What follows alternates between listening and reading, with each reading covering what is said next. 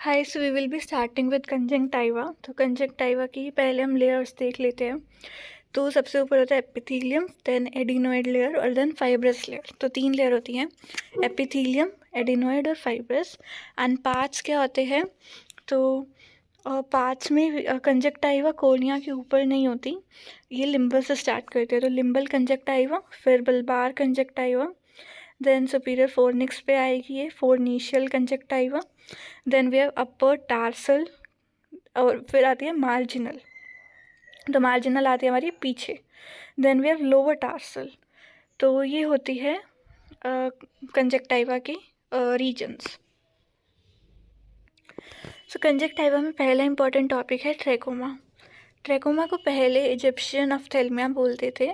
तो ट्रेकोमा क्या होता है? क्रॉनिक केराटो कंजंक्टाइविटीज़ होता है। तो प्राइमरीली जो कंजंक्टाइवा और कोर्निया है, ये इसके सुपरफिशियल एपिथेलियम को अफेक्ट करता है। तो इसमें क्या क्या आता है? जो कंजंक्टाइवल टिश्यू होता है उसमें फॉलिकुलर रिस्पॉन्स आता है और पेपिलरी रिस्पॉन्स, मतलब फॉलिकल्स भी बनते हैं और पेपिलास भी बनते हैं, तो एक मिक्स्ड रिस्पॉन्स आता है। पैनस फॉर्मेशन होती है और लेट स्टेजेस में सेकेटराइजेशन हो जाती है, जिसकी वजह से जो कंजंक्टाइवा कॉर्निया है वो रफ हो जाता है। तो ट्रेकोमा का मतलब ही रफ होता है। सो यू कैन रिमेंबर कि इसमें रफ हो जाता है। तो रफ होने से पहले फॉलिकल्स और पेपिलास बनते हैं। It is one of the leading causes of preventable blindness in the world. So, trachoma etiology क्या है? तो ट्रेकोमा एक बैक्टीरियल डिजीज़ है। बैक्टीरिया का नाम है क्लेमाइडिया ट्रेकोमैटिस और इसका सीरोटाइप क्या है? बायोवार TRIC। ये जो ऑर्गेनिज्म है ये एपिथेलियोट्रॉपिक होता है, मतलब एपिथेलियम की डिवीजन करवाता है और ये इंट्रासाइटोप्लाज्मिक इंक्लूजन बॉडीज बनाता है, जैसे HP बॉडीज बोलते हैं। तो we need to remember trachoma is equal to chlamydia trachomatis is equal to epitheliotropic and HP bodies.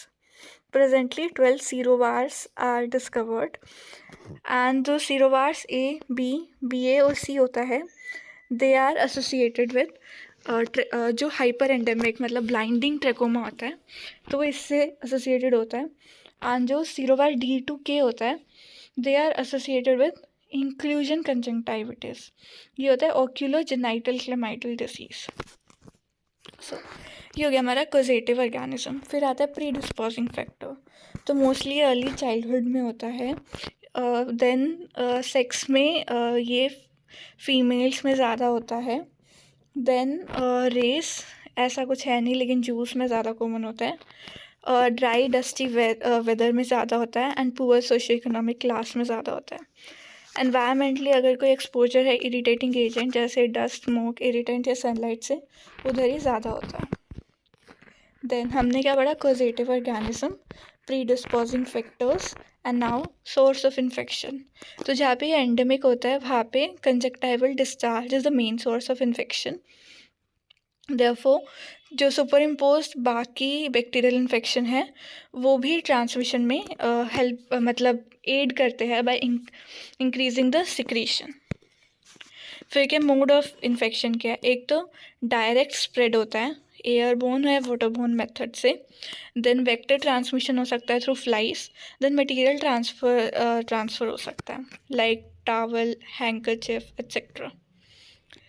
ना प्रेवलेंस क्या है? वर्ल्ड वाइड डिसीज़ है, लेकिन नॉर्थ अफ्रीका और मिडल ईस्ट में ज़्यादा प्रेवलेंट होता है। और trachoma is 15 to 20% responsible for world blindness. तो फर्स्ट होता है कैटरेक्ट, सेकेंड होता है ट्रेकोमा। तो अभी तक हमने ट्रेकोमा का क्या क्या पढ़ा? तो सबसे पहले तो ट्रेकोमा होता क्या है, देन ये किस चीज़ को इफ़ेक्ट करता है, कौन सा हमें रिस्पॉन्स मिलता है इसमें, इटियोलॉजी में organism, factors, source and mode, then prevalence. तो क्लिनिकल फीचर्स 2 फेजेस में आते हैं। पहला आता है एक्टिव ट्रेकोमा। तो एक्टिव ट्रेकोमा में क्या होता है? ये चाइल्डहुड में होता है। तो इंक्यूबेशन पीरियड क्या आता है? 1 से 2 हफ्ते। ऑनसेट्स इंसीडियस होता है, सब एक्यूट ऑनसेट होता है, लेकिन रेयरली एक्यूट ऑनसेट होता है। सिम्टम्स क्या है? सिम्टम्स डिपेंड करता है कि कोई सेकेंडरी बैक्टीरियल इन्फेक्शन है या नहीं।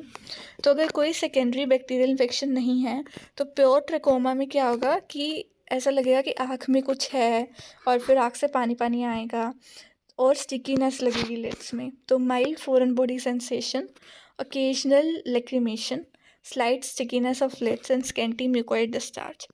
ये वाले सारे सिम्टम्स बहुत माइल्ड होते हैं, तो इसीलिए नेग्लेक्ट हो जाते हैं। तो इसको हम बोलते हैं ट्रेकोमा ड्यूबियम। और अगर कोई और सेकेंडरी बैक्टीरियल इन्फेक्शन है तो हमें अक्यूट म्यूकोपुरुलेंट कंजक्टिवाइटिस जैसे सिम्टम्स दिखते हैं। Next we have signs. तो इसमें क्या हो रहा है कि कंजेशन हो जाती है अपर टार्सल और फोर्निशियल कंजक्टाइवा की। तो जब हम ऊपर वाली ऐसे कंजक्टाइवा देखेंगे आईलिड को उठा के, तो हमें वहाँ पे पेपिला और फॉलिकल दिखेंगे और कंजेशन दिखती है। देन कंजक्टाइवल फॉलिकल्स, वही क्योंकि फॉलिकल्स और पेपिलरी रिस्पॉन्स, फॉलिकुलर और पेपिलरी रिस्पॉन्स मिलता है, तो फॉलिकल्स और पेपिला दोनों मिलेंगे। तो फॉलिकल्स बॉइल्ड ग्रेन्स जैसे दिखता है, अपर टार्सल कंजक्टाइवा और फोर्निक्स में मिलते हैं। कई बार ये बल्बार कंजक्टाइवा में होते हैं, और ये सिर्फ ट्रिकोमा में होते हैं। फॉलिकल्स क्या होते हैं फॉलिकल्स? फॉलिकल्स होते हैं जो एडिनॉइड, हमने पढ़ा था 3 लेयर्स थी, एपिथेलियल और उसके नीचे एडिनॉइड और फिर फाइब्रस लेयर। तो ये जो एडिनॉइड लेयर थी, इसमें लिम्फोसाइट और कुछ सेल्स का एग्रीगेशन हो जाता है, जिसको हम बोलते हैं फॉलिकल्स। तो सेंटर में मोनोन्यूक्लियर हिस्टियोसाइट्स होंगे और कुछ लिम्फोसाइट्स होंगे और कुछ मल्टी न्यूक्लियरेट सेल्स होंगे, जैसे लेबर सेल्स बोलते हैं। तो ये हो गया हमारा सेंट्रल पार्ट। और जो कोर्टिकल पार्ट है उसमें लिम्फोसाइट्स होंगे विच आर एक्टिवली प्रोलिफरेटिंग। तो इसी पेरिफेरल पार्ट में हमें ब्लड वेसल दिखते हैं, और लेटर स्टेज में हमें नेक्रोसिस भी दिख सकती है। तो ट्रेकोमा के फॉलिकल्स के डिफरेंशिएटिंग कैरेक्टरिस्टिक क्या आती है? लेबार सेल्स और साइन ऑफ नेक्रोसिस। फिर पेपिला दिखते हैं। पेपिला क्या आते हैं? Red flat topped raised area आते हैं, जो कि एक रेड और वेलवेटी अपीयरेंस देते हैं। पेपिला में एक सेंट्रल कोर होती है डायलेटेड ब्लड वेसल की, और उसके आसपास लिम्फोसाइट और हाइपरट्रॉफिक एपिथेलियम होती है। तो जैसे ये पहला क्या है फॉलिकल से। नेक्स्ट, तो इस राइट वाली इमेज में हमें पेपिलास दिख रहे हैं। तो ये होता है फॉलिकल एंड पेपिला। तो हमारे 3 साइन हो गए, कंजेशन, फॉलिकल्स एंड पेपिलास। तो कॉर्निया पे भी हमने देखा कि कॉर्निया का भी डिसीज़ होता है। तो कॉर्निया पे हमें केराटाइटिस दिखता है अपर पार्ट में। देन कॉर्निया में जो लिम्बल एरिया में हमें, जैसे कंजक्टाइवा में फॉलिकल्स होते हैं, वैसे लिम्बल एरिया पे हमें हर्बर्ट फॉलिकल्स मिलते हैं। तो अभी तक हमें 2 नाम याद करने हैं, एक तो लेबर सेल्स जो कि फॉलिकल्स के बीच में होते हैं, और फिर हर्बर्ट्स फॉलिकल्स जो कि लिम्बल एरिया में होते हैं। देन प्रोग्रेसिव पैनस होता है, मतलब कॉर्निया में इन्फिल्ट्रेशन होती है जिसके साथ वेस्कुलराइजेशन भी हमें दिखती है। So like in this left image, तो इसमें क्या हो रहा है? पैनस फॉर्मेशन हो रहा है। ओके, तो पैनस एक्टिव ट्रेकोमा में ये प्रोग्रेसिव होता है, जिसमें कि इन्फिल्ट्रेशन वेस्कुलराइजेशन से पहले हो जाती है। देन कॉर्नियल अल्सर भी हो सकते हैं। तो ये पहला फेज था हमारा, फेज़ ऑफ एक्टिव ट्रेकोमा। तो एक्टिव ट्रेकोमा में हमें सिम्टम्स याद करने हैं और साइंस याद करने हैं, साइंस कंजक्टाइवा में और कॉर्निया में। तो दूसरा फेज़ होता है फेज़ ऑफ सिकेट्रियल ट्रेकोमा। ये मिडल एज में होता है, जैसे वो यंगर एज में हो रहा था। ये होता है due to continued migraine chronic inflammation. तो इतने सालों से बहुत ही माइल्ड ग्रेड पे इन्फ्लेमेशन हो रही थी, उसकी वजह से सिकेट्रियल फेज़ आता है। और ये माइल्ड इन्फ्लेमेशन क्यों रहती है? बिकॉज ऑफ रिकरेंट इन्फेक्शन, जिसके मतलब ये टाइप 4 हाइपरसेंसिटिविटी रिएक्शन होता है to the intermittent presence of chlamydia का एंटीजन। तो जो सिकेट्रियल ट्रेकोमा का एंड स्टेज होता है उसे सिक्वेली ऑफ ट्रेकोमा भी बोलते हैं। इस फेज़ में भी हमें साइंस याद करने हैं, कंजक्टाइवल और कॉर्नियल। तो वहाँ पे भी कंजक्टाइवल 3 साइन थे, कंजेशन, पेपिला और फॉलिकल। यहाँ पे भी 3 साइन है। पहला साइन है कंजक्टाइवल स्कारिंग। तो conjunctival scarring irregular, star shaped या लीनियर कुछ भी हो सकती है। अगर एक लीनियर स्कार है सल्कस सब टारसैलिस में, उसे कहते हैं आल्स लाइन। सो ये हमारी स्कारिंग हमें दिख रही है। तो अगर ये सल्कस में होती तो उसे हम बोलते हैं आल्स साइन। नेक्स्ट वी हैव कॉन्क्रीशंस, जो कि हार्ड लुकिंग वाइट डिपॉजिट्स होती है, पिन पॉइंट हो सकती है, बड़ी भी हो सकती है। तो ये होती है कॉन्क्रीशन। तो पहले था scarring, then we have concretions, and then we have बाकी सिक्वली हो सकते हैं, जैसे कि सूडोसिस्ट, जीरोसिस एट्सेट्रा। कॉर्निया में रिग्रेसिव पैनस होता है, तो पहले स्टेज में प्रोग्रेसिव था, इसमें रिग्रेसिव है। देन वी हैव हर्बर्ट पिट्स, तो ये पिटेड स्कार्स है, तो हर्बर्ट फॉलिकल्स की जगह पे हर्बर्ट पिट्स आ जाती है। तो इसमें हम ये देख सकते हैं लिम्बस के एरिया में। देन कॉर्नियल ओपेसिटी हो सकती है, और बाकी बीजीरोसिस वगैरह इसमें भी हो सकती है। लिड में ट्रैकियासिस, एंट्रोपियन, टोसिस, टाइलोसिस कुछ भी हो सकता है। लैक्राइमल अपैरेटस में क्रॉनिक टेक्रियोसिस्टाइटिस वगैरह हो सकता है। नाउ ग्रेडिंग ऑफ ट्रिकोमा, तो दो क्लासिफिकेशन होते हैं, मैककेलेंस क्लासिफिकेशन और WHO क्लासिफिकेशन। तो मैककेलेंस क्लासिफिकेशन में 4 स्टेजेस होते हैं। पहले स्टेज में इमेच्योर फॉलिकल्स होते हैं, पहले स्टेज में सिर्फ फॉलिकल्स है और हाइपरीमिया हो रहा है। दूसरे स्टेज में फॉलिकल्स है और साथ में पेपिला और पेनस भी आ रहा है। तीसरे स्टेज में स्कारिंग हो रही है, एंड फोर्थ स्टेज में ऑलमोस्ट क्योर हो चुका है डिसीज़, लेकिन कुछ सिकैट्रिजेशन के सिक्वले आ रहे हैं। WHO क्लासिफिकेशन में पहला आता है हमारा TF स्टेज। TF को कहते हैं ट्रैकोमैटस इन्फिल्ट्रेशन फॉलिक्यूलर। ये एक्टिव ट्रैकोमा का स्टेज होता है और इसमें फॉलिक्यूलर इन्फ्लेमेशन होती है। फिर आता है TI विच इज़ ट्रैकोमैटस और इंटेंस, इसमें बहुत ज़्यादा इन्फ्लेमेशन होती है। Then we have TS which is trachomatous scarring, तो इसमें स्कारिंग होगी। Then TT which is trichiasis, and then CO which is corneal opacity. तो 5 स्टेज होते हैं, फॉलिक्यूलर, इंटेंस, स्कारिंग, ट्रैकियासिस और ओपेसिटी। कॉम्प्लिकेशन कॉर्नियल अल्सर होता है। डायग्नोसिस हम साइन से डायग्नोसिस कर लेते हैं, WHO क्लासिफिकेशन से हम उसे क्लासिफाई करते हैं। लेबोरेटरी डायग्नोसिस हम सिर्फ रिसर्च पर्पस के लिए करते हैं, तो इसमें हम इंक्लूजन बॉडीज़ को डिटेक्ट कर सकते हैं, ELISA, PCR कुछ कर सकते हैं, और क्लैमाइडिया को आइसोलेट कर सकते हैं। देन डिफरेंशियल डायग्नोसिस क्या होता है, अब बहुत सारे डिसीज़ में, तो अगर फॉलिकुलर है तो फॉलिकल्स वाले डिसीज़ हो सकते हैं।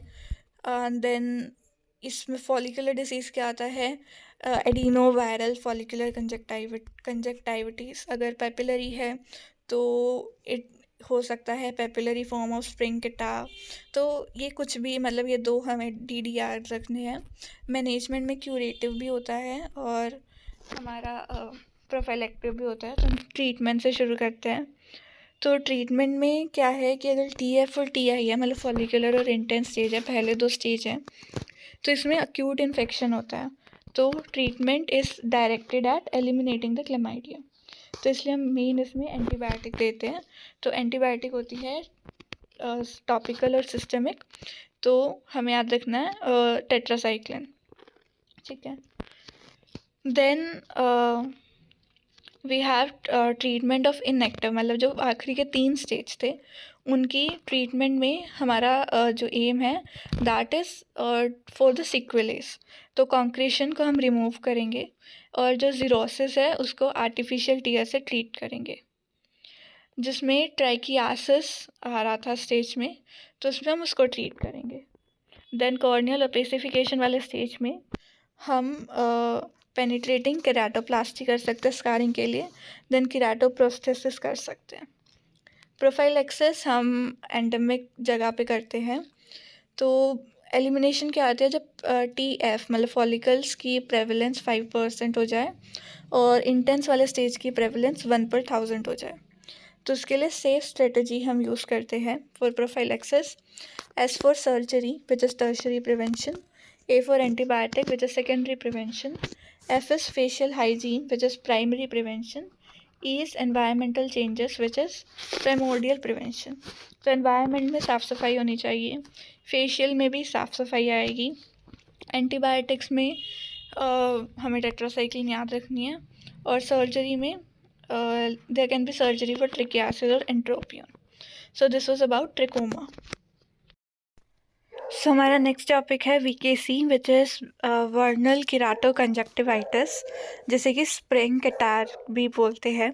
तो वीकेसी हमने इससे पहले क्या बोला, ट्रिकोमा। तो ट्रिकोमा एक बैक्टीरियल इन्फेक्शन था। वीकेसी क्या है? ये बाइलेटरल होता है, रिकरेंट होता है, इंटरस्टिशियल और सेल्फ लिमिटिंग है। तो मेन चीज़ इसमें क्या आती है, कंजक्टाइवा का एलर्जिक इन्फ्लेमेशन होता है। तो एलर्जी इज़ मोस्टली सीजनल, तो इसका पीरियोडिक सीजनल वेरिएशन होता है। तो हमें क्या याद रखना है, वीकेसी is allergic inflammation and it can be recurrent क्योंकि एलर्जी है, बाइलेटरल होगी, इंटरस्टिशियल है और सेल्फ लिमिटिंग है। इटियोपैथोजेनेसिस क्या होती है, पहले हमें पता है एलर्जी है। तो कौन सा हाइपर सेंसिटिविटी रिएक्शन होता है, it is IG type 1 IG mediated.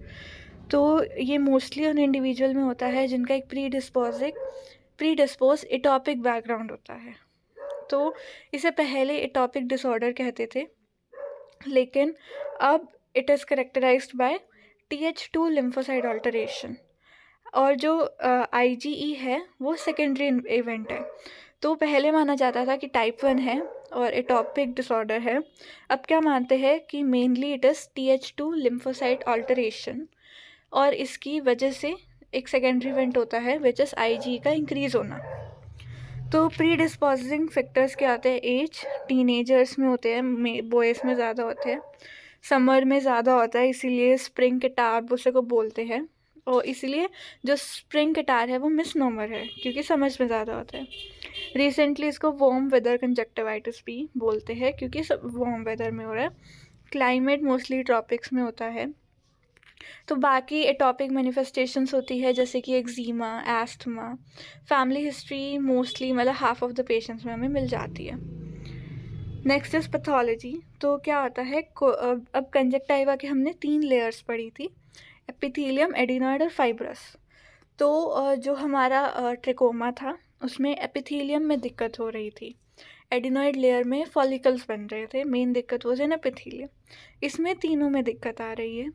तो एपिथेलियम में क्या होता है कि बहुत सारे मास्ट सेल्स आएंगे, ईसनोफिल आएंगे, हाइपरप्लासिया हो जाती है और कुछ प्रोजेक्शन सब एपिथेलियल टिश्यू में चला जाता है। तो मेनली इसमें क्या आ रहा है, इन्फ्लेमेशन हो रही है।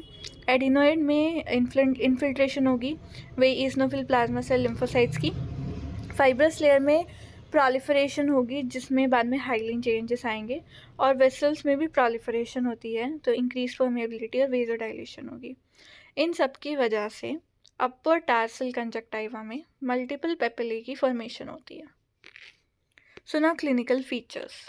तो सिम्टम्स क्या होते हैं, अब पेपिला बन रहे हैं तो सिम्टम्स ट्रिकोमा में क्या थे, सिम्टम्स थे फॉरेन बॉडी सेंसेशन, लेक्रीमेशन। तो ऐसे सिम्टम्स उसमें थे। इसमें क्या हो रहा है, इसमें there is itching sensation and burning which is intolerable. और जब पेशेंट एक वार्म ह्यूमिड एटमॉस्फेयर में आएगा तो वो कम हो जाएगा। तो बाकी और एसोसिएटेड सिम्टम्स हो सकते हैं जैसे photophobia, lacrimation, stringy discharge and heaviness of lids. Signs क्या है, तो साइंस हमने ट्रेकोमा में पढ़े थे, कंजक्टाइवल साइंस और कॉर्नियल साइंस। तो और उसमें 2 स्टेजेस के अलग अलग मतलब साइंस थे। उसमें साइंस मेनली क्या थे, एक्टिव ट्रिकोमा में देयर वर कंजेशन, पेपिला और फॉलिकल्स। इसमें क्या है, इसमें मोस्टली अपर टार्सल कंजक्टाइवा इन्वॉल्व होती है, उसमें भी सेम था।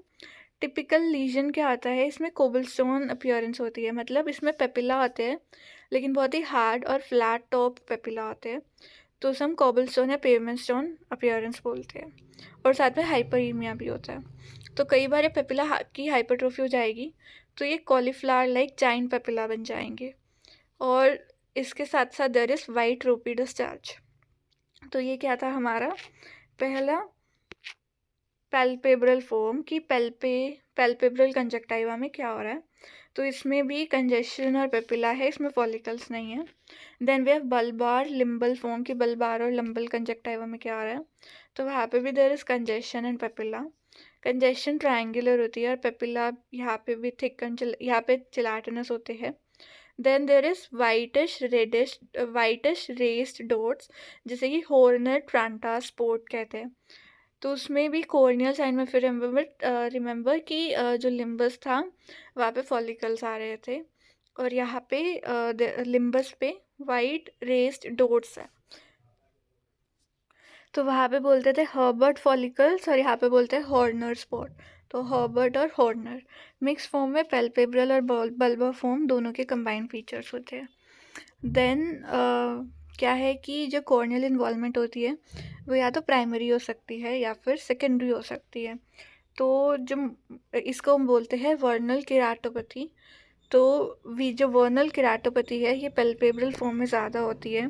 तो हमें क्या क्या दिखता है कॉर्निया में, हमें पंक्टेट एपिथेलियल केराटाइटिस दिख सकती है जिसमें अपर कॉर्निया इन्वॉल्व होता है, एंड देन एपिथेलियल इरोजन्स भी हो सकता है, जैसे कहते हैं फ्रैंक एपिथेलियल इरोजन, जिसमें जो ये ऊपर पंक्टेट एपिथेलियल लीजन्स थे वो जुड़ जाते हैं, उसकी वजह से ये इरोजन होता है और बाउमन मेम्ब्रेन इंटैक्ट होती है। उसके अलावा प्लाक्स बन सकती है और अल्सर्स बन सकते हैं। ठीक है, सो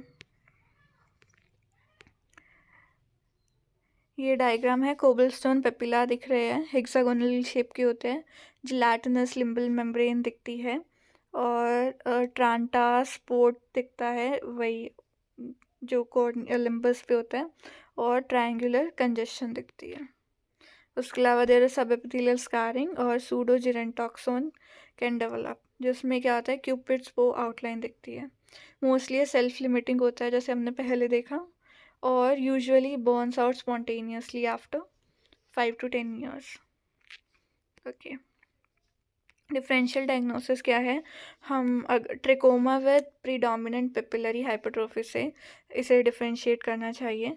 और दूसरा डीडी होता है इसका AKC विच इज़ एटोपिक केराटोकंजक्टिवाइटिस। तो VKC हमने देखा मोस्टली टीनेजर मेल में हो रहा है, AKC ओल्डर पीपल में होता है। VKC खुद ही ठीक हो जाता है, AKC is chronic. Then VKC spring में होता है, वार्म वेदर इसलिए से बोलते हैं। AKC पेरिनियल होता है। जो VKC है वो अपर टार्सस में होता है और AKC लोवर में होता है। VKC में शील्ड अल्सर बन जाता है, जबकि AKC में there is persistent epithelial defect. दोनों में कॉर्नियल स्कार कॉमन होता है, लेकिन AKC में विजन थ्रेटनिंग होता है और AKC में conjunctival vascularisation is common. Treatment क्या है, अब इन्फ्लेमेशन हो रही है तो टॉपिकल एंटी इन्फ्लेमेटरी थेरेपी देते हैं। सबसे पहले आता है टॉपिकल स्टीरॉयड्स, जो कि हर फॉर्म में इफ़ेक्टिव होते हैं, लेकिन मिनिमम यूज़ करना चाहिए क्योंकि इससे ग्लूकोमा हो सकता है। तो इसलिए हमें IOP का मॉनिटरिंग करना चाहिए ड्यूरिंग स्टीरॉयड थेरेपी। तो शुरू में हम सिर्फ 2 आवर्ली करते हैं, उसके बाद मेंटेनेंस थेरेपी देते हैं 4 times a डे। तो पहला हफ्ता हर 2 घंटे बाद और अगले 2 हफ्ते 4 बार 1 दिन में। नेक्स्ट क्योंकि एलर्जी है तो मासल स्टेबलाइज़र देते हैं, जो कि होता है सोडियम क्रोमोग्लाइकेट की ड्रॉप्स 5 times a डे। फिर एंटीहिस्टामिनिक्स और मासल स्टेबलाइज़र जिनमें दोनों फंक्शन होते हैं वो दे सकते हैं। एनसेड्स दे सकते हैं दर्द के लिए, जैसे किट्रोलैक या फिर डिक्लोफेनाक। फिर टॉपिकल साइक्लोस्पोरिन दे सकते हैं विच इज़ इम्यूनो मॉड्यूलेटर, और टेक्रोलिमस दे सकते हैं रिफ्रैक्टरी केसेस में। तो हमने एंटी इन्फ्लेमेटरी दिया, फिर anti allergic, then anti allergy किया गया, फिर एनाल्जेसिक और इम्यूनो मॉड्यूलेटर। फिर लुब्रिकेशन के लिए आर्टिफिशियल टीयर्स देते हैं और म्यूकोलिटिक देते हैं, जिससे कि प्लाक फॉर्मेशन की ट्रीटमेंट होती है। सिस्टमिकली एंटीहिस्टामिनिक और स्टीरॉयड्स देते हैं। देन लार्ज पेपिला की ट्रीटमेंट कैसे होती है, या तो हम लॉन्ग एक्टिंग स्टीरॉयड का इंजेक्शन दे सकते हैं या फिर क्रायो एप्लीकेशन या फिर सर्जिकल एक्सीशन। सपोर्टिव मेजर्स है फोटोफोबिया के लिए डार्क गॉगल्स, उसके बाद आइस पैक या कोल्ड कंप्रेशन और एयर कंडीशन एटमॉस्फेयर। तो कोल्ड एरिया में रहने से ये ठीक रहता है। डिसेंसिटाइजेशन के इतने अच्छे रिज़ल्ट नहीं होते। फिर जो केराटोपैथी होती है इसमें, उसके लिए कोई एक्स्ट्रा उसके लिए भी स्टीरॉयड्स होते हैं, लेकिन अगर लार्ज वर्नल प्लाग है तो उसके लिए एक्सीजन होना चाहिए। और जो शील्ड अल्सर है उसके लिए भी सर्जिकल ट्रीटमेंट होती है, जैसे कि डिब्राइडमेंट। तो ये होता है हमारा VKC। तो हमने क्या क्या पढ़ लिया, ट्रिकोमा और VKC। So next topic is phlyctenular keratoconjunctivitis. ये क्या होता है, अब हमने पहले दो पढ़ ली, तो इससे पहले जो VKC था that was also keratoconjunctivitis, it is also the same. इसमें क्या होता है, ये भी एक एलर्जिक रिएक्शन होता है, लेकिन इसमें एक कैरेक्टरिस्टिक नोड्यूलर अफेक्शन होता है, जैसे कि फ्लिक्टन बोलते हैं, तो इसलिए इसे फ्लिक्टेन्युलर केराटोकंजक्टिविटिस बोलते हैं।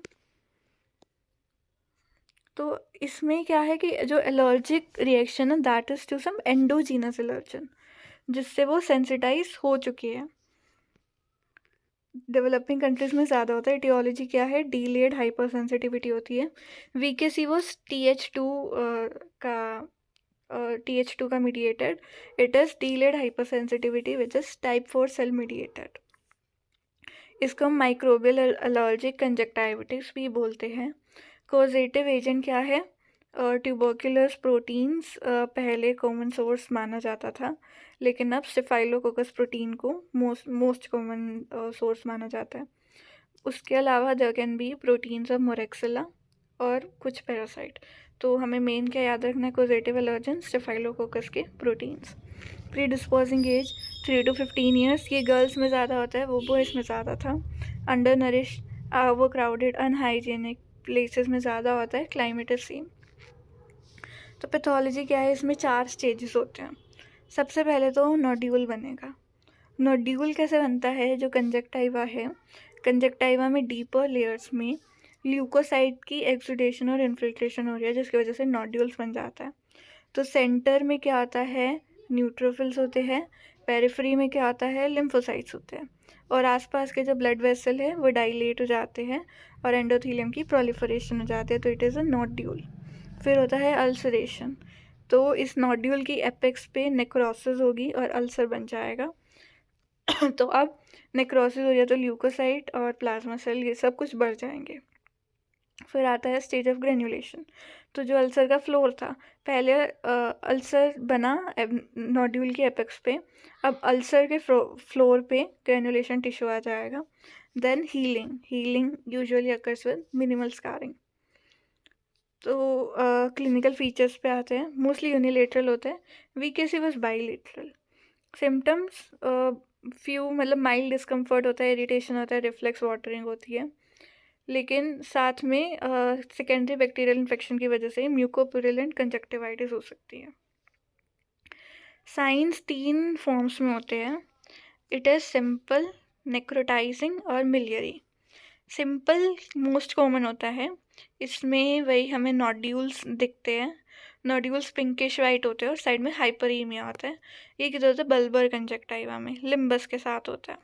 मोस्टली एक नोड्यूल होता है, लेकिन कई बार 2 भी हो सकते हैं, और कुछ दिनों में जो नोड्यूल है वही एपेक्स पे अल्सरेट हो जाएगा, जो कि खुद ही एपिथेलाइज हो जाएगा। तो ये कैसा दिखता है, कुछ ऐसा। तो ये हमें नोड्यूल दिख रहा है लिम्बस पे, ठीक है। तो हाँ, उसके बाद है नेक्रोटाइजिंग फ्लिक्टेनुलर कंजक्टिविटिस। इसमें बहुत ही बड़ा फ्लिक्टन दिखता है with necrosis and ulceration. Then we have miliary में बहुत सारे फ्लिक्टन्स होते हैं, जो कि हेफाजार्डली अरेंज्ड होते हैं in form of a ring around the limbus, या फिर एक रिंग अल्सर भी बना सकते हैं। तो ये हो गया कंजक्टिवाइटिस। देन केराटाइटिस में क्या होता है, ये सेकेंडरली हो सकता है, 2 फॉर्म होती है, या तो अल्सरेटिव या फिर डिफ्यूज। तो अल्सरेटिव के आगे 3 फॉर्म्स होते हैं। तो हमने पहले पैथोलॉजी में इसके स्टेजेस पढ़े, 4 स्टेजेस, नोड्यूल, अल्सरेशन, ग्रैन्युलेशन और हीलिंग। देन साइंस में कंजक्टाइविटीज़ के 3 थे, सिंपल, नेक्रोटाइजिंग और मिलियरी। अब केराटाइटिस के 2 है, अल्सरेटिव और डिफ्यूज़। नाउ अल्सरेटिव के आगे 3 हैं, और जो डिफ्यूज़ है दैट इज़ लाइक 1। तो पहले हम डिफ्यूज़ देखते हैं। डिफ्यूज़ में क्या है, जो कॉर्निया है उसमें वेस्कुलराइजेशन होगी पेरिफेरी से लिम्बस के चारों ओर, तो ये सुपरफिशियल हो सकता है और डीप हो सकता है। तो डिफ्यूज़ में क्या है, वेस्कुलराइजेशन है from the periphery all around the limbus, और ये सेल्फ लिमिटिंग होता है। अच्छा, ये अभी बाद में आएगा। So now starting with the ulcerative phlyctenular keratitis. तो 3 फॉर्म्स होते हैं, 3 तरह के अल्सर होते हैं। पहला है scrofulous ulcer, then we have fascicular ulcer, then we have miliary ulcer. तो स्क्रॉफ्युलस अल्सर क्या होता है, एक शैलो मार्जिनल अल्सर होता है।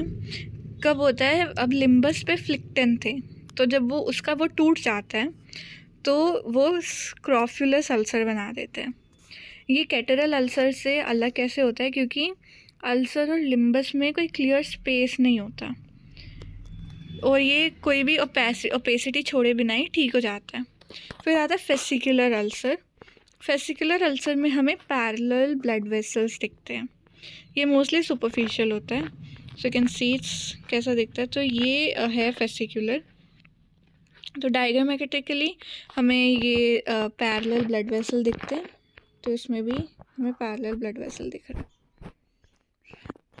Then we have miliary ulcer. इसमें मल्टीपल स्मॉल अल्सर बन जाते हैं जो कि कॉर्निया के कुछ पोर्शन में या पूरे कॉर्निया में दिखते हैं।